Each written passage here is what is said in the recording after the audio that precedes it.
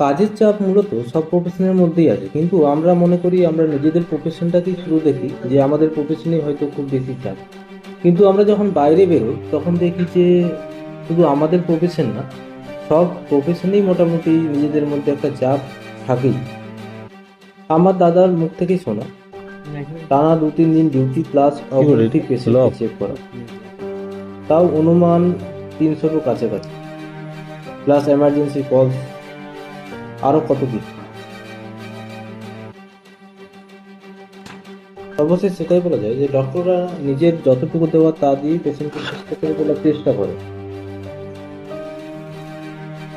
কিন্তু আমরা ডক্টরদের সেই মর্যাদাটা আমরা ঠিকভাবে দিয়ে উঠতে পারি না। তো আজকের ভিডিওটা এখানেই শেষ করছি। আর দার্জিলিং এর যতগুলো ভিডিও আছে অবশ্যই দেখবেন, ভিডিওগুলো খুব ভালো লাগবে। চলো, ওইটা ইয়া করতে হবে, একটা কাগজ দিতে হবে।